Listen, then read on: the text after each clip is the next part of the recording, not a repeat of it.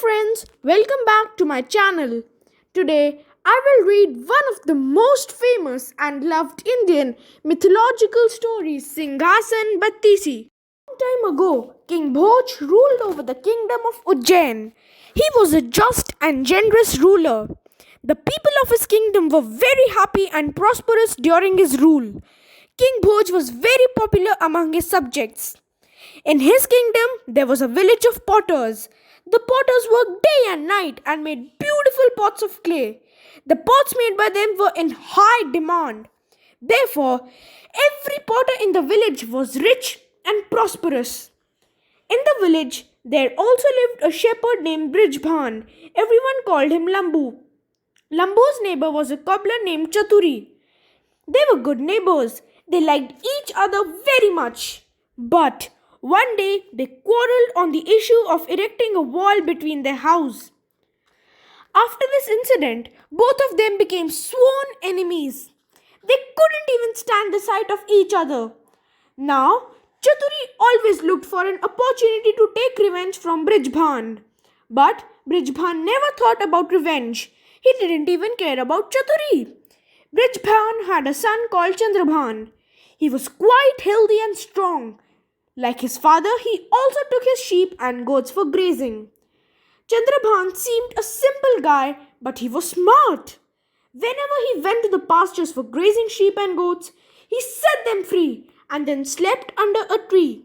The herd would stray in search of green grass, but when Chandrabhan called them in the evening, all the sheep and goats came together.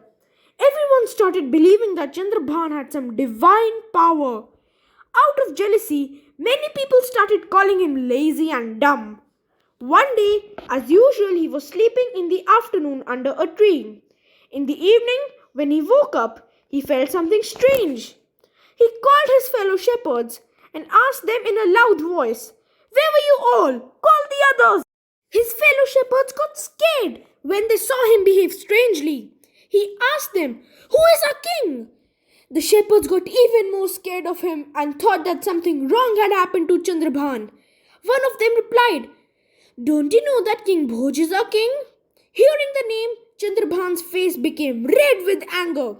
He said, "That king is stupid. He doesn't know how to do justice. Arrest him and bring him here." The shepherds got so scared that they ran away from there. Chandrabhan continued with abusive and insulting words for King Bhoj and went up high on the mound. When he realized that no one was listening to him, he came down from the mount and soon became a normal shepherd boy. As usual, he gathered his goats and sheep and went back home. The shepherd boys who had run away on hearing the strange words of Chandrabhan went to see him at night. Chandrabhan asked, "What happened? Why are you all staring at me?" One of the shepherds explained the entire incident. Chandrabhan didn't believe them and thought they were just trying to tease him.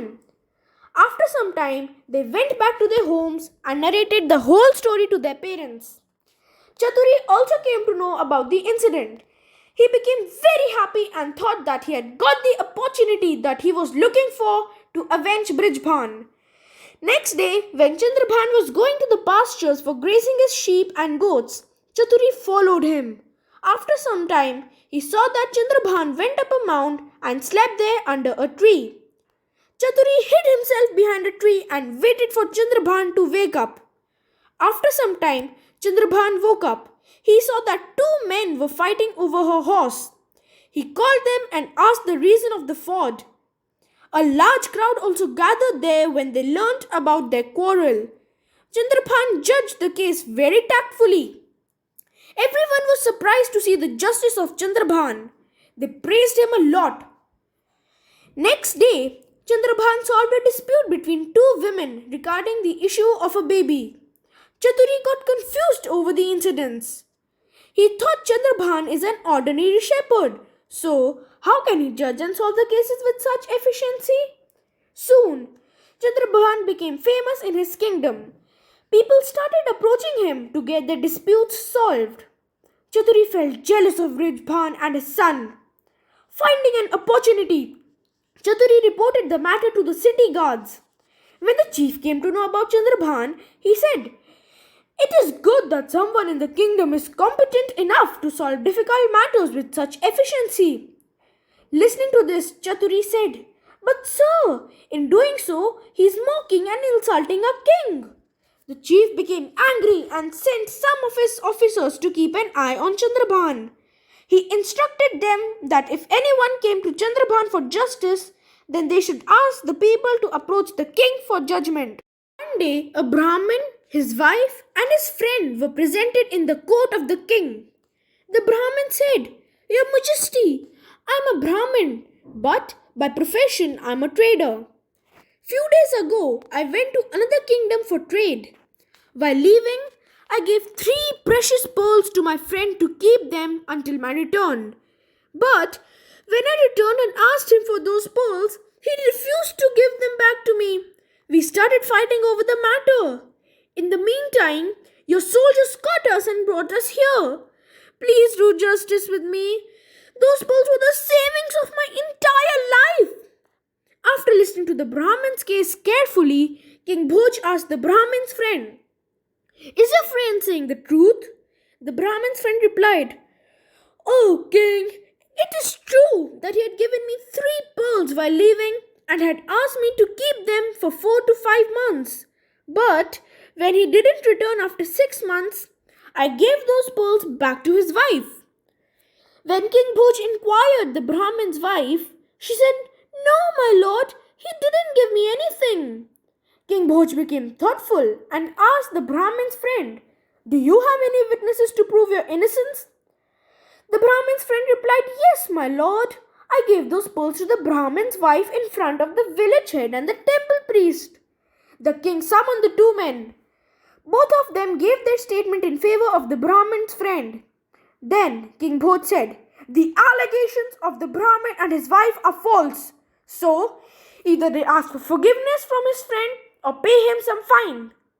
After hearing the decision, the Brahmin cried, "No, my lord, I'm not lying. Would you spare me and let me request you something?"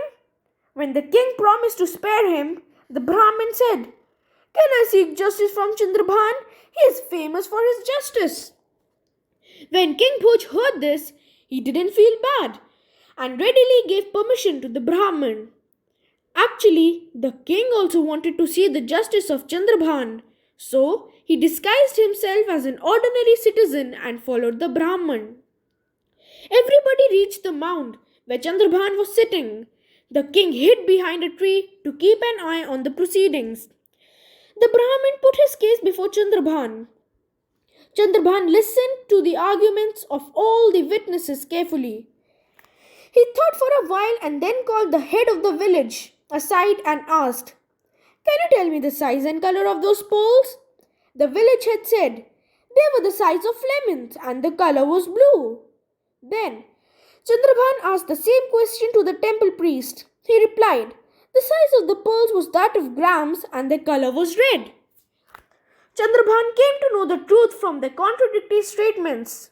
He called the Brahmin's friend and scolded him. "You cheat! How much money have you given them for telling a lie?" The Brahmin's friend trembled with fear. He fell on Chandrabhan's feet and said, "Forgive me, I will return the pearls to the Brahmin." After listening to the decision of Chandrabhan, they all went away. King Bhoj was impressed by Chandrabhan. He came before Chandrabhan and said, "I am King Bhoj. I am really pleased with the way you solved the matter. But, being the son of an ordinary shepherd, how could you do justice so well?" Chandrabhan respectfully bowed his head before the king and said, "Your Majesty, this is because of this mount. Whenever I sit on this mount, I find myself very courageous and just." Then King Bhoj consulted his courtiers and decided to dig the mount. After digging for several days, they found a unique and magnificent throne studded with beautiful figurines. There were 8 figurines each on the 4 sides of the throne. They were as beautiful as the celestial maidens. King Bhoj was amazed to see the beauty of the throne. Then King Bhoj took the throne to his royal court. In the court, when the king was about to sit on it, all the figurines laughed aloud. King Bhoj was stunned and stepped back. Hope you guys enjoyed it. So, tomorrow I shall meet you with the story of the first figurine. For the next 32 days, I shall be reading the story of all the 32 figurines. Thank you. Please like, share, and subscribe to my channel. And don't forget to press the bell icon to receive constant updates on my channel. Bye bye.